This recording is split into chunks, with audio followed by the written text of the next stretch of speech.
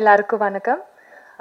Thank you for this lovely words. Actually ரொம்ப நாள் ஆச்சு யாரோ இந்த மாதிரி பெருமையாக பேசி. ஏன்னா வாழ்த்துறது இப்போல்லாம் ரொம்ப கம்மியாக இருக்குது.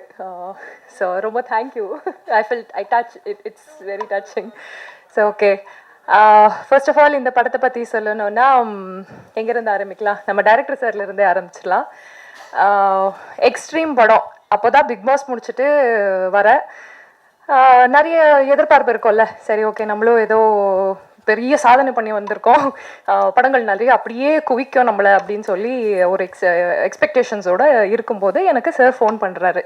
மேடம், இந்த மாதிரி ஒரு படம் இருக்குது, நாங்கள் எக்ஸ்ட்ரீம்னு சொல்லிட்டு ஒரு இது பண்ணுறோம், ஒரு காப் ரோல்.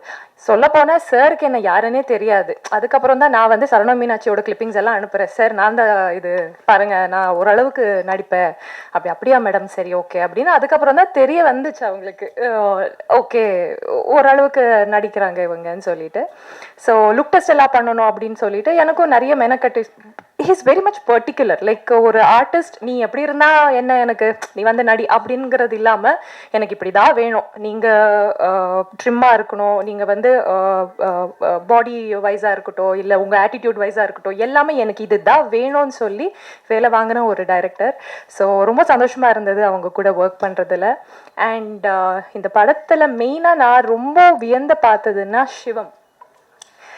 அந்த பர்சன் வந்து ஆரம்பித்த நாள்ல இருந்து முடிகிற வரைக்குமே அவங்களோட 200% இந்த படத்துக்கு கொடுத்து அவங்க வேலை பார்த்துருக்காங்க. ஸோ அவங்க சொல்லிட்டு இருந்தாங்க, இப்போது ஒரு படத்துக்கு நமக்கு வந்து தியேட்டர்ஸ் கிடைக்காது, சிக்கனம் பண்ணி நாங்கள் வந்து ஷூட் பண்ணியிருக்கோம் 25 நாள். எல்லாமே அவ்வளோ உண்மை. எங்கெங்கே செலவு பண்ணணுமோ அங்கங்கெல்லாம் எவ்வளோ வேணுமோ அவ்வளோ மட்டுமே செலவு பண்ணி இப்படி ஒரு படத்தை எடுக்கிறது அப்படிங்கிறது வந்து இந்த காலகட்டத்தில் எனக்கு தெரிஞ்சு அவ்வளோ ஈஸியான விஷயம் கிடையாது. ஸோ அந்த விஷயத்தில் சிவம் அண்ட் ராஜ்வேல் சார், நீங்கள் டீமப்பாக இப்படியே இருங்க, இப்படியே ஒரு ப்ரொடியூசர்ஸுக்கு ஒரு நல்ல நல்ல படங்களை கொடுக்கணும்னு நான் வேண்டிக்கிறேன். ஏன்னா அவ்வளோ ஒரு பியூட்டிஃபுல்லாக டீம் அப் பண்ணியிருக்காங்க. அண்ட் ட்ரெய்லர் டீசர்ஸ் பார்க்கும்போது தான் நானே வந்து வாவ் அப்படின்னு நினச்சது வந்து மியூசிக்குன்னு சொல்லுவேன். phenomenal you were, seriously. Teaser வந்து நான் நிறைய பேருக்கு அனுப்பும்போது கூட எல்லாரும் ஃபஸ்ட்டு சொன்னது மியூசிக்கை தான் டக்குன்னு கேட்சியாக இருக்குது. So you have done a phenomenal work and editing also sir, அமேசிங்காக இருக்குது. சத்தியமாக சொல்லணுன்னா நான் இந்த படத்தில் நடிக்காமல் இருந்திருந்தாலும் நான் இந்த படத்தை இதே அளவுக்கு நான் வந்து ஃபீல் பண்ணியிருக்க முடியும்னு எனக்கு தோணுது சார். பிகாஸ் இந்த மாதிரி ஒரு எப்படி சொல்கிறது, இவ்வளோ ப்ரொஃபஷ்னலாக இவ்வளோ பேஷனேட்டாக ஒரு படத்தை நீங்கள் எடுத்துகிட்டு அதை வெளியே கொண்டு வர்றதுக்கு எவ்வளோ கஷ்டப்பட்டுட்டு இருக்காங்க அப்படிங்கிறது வந்து ஒவ்வொரு நாளும் நாங்கள் கூட இருக்கிறவங்க தான் பார்த்துட்ருக்கோம். ஸோ இந்த படம் கண்டிப்பாக வெற்றி பெறும் சார், மனமார்ந்து வாழ்த்துறேன்.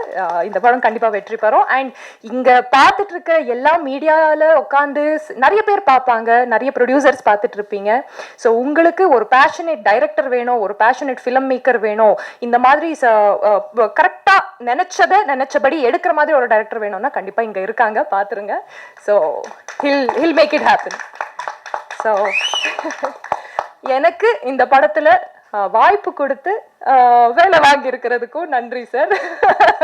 நிறைய படங்கள்ல நடிக்கலாம். I mean we can work more. Thank you so much. And எல்லா மீடியா நண்பர்களுக்கும் ரொம்ப நன்றி. இந்த படத்தை பற்றி நிறைய நீங்கள் தான் சொல்லணும். பிகாஸ் இப்போ வந்துட்டு இருக்கிற படங்கள் வந்து நல்லா இல்லை, பெரிய பெரிய பட்ஜெட் படம் வருது, நல்லா இல்லைன்னு சொல்லி ஃபீல் பண்ணுறதை விட இந்த மாதிரி ஒரு சூப்பரான ஒரு படத்தை பார்த்துட்டு நீங்கள் சாட்டிஸ்ஃபேக்ஷனோட போகலாம். ஸோ இந்த மாதிரி படத்துக்கு நீங்கள் வந்து சப்போர்ட் பண்ணுங்கள். தேங்க்யூ, நன்றி.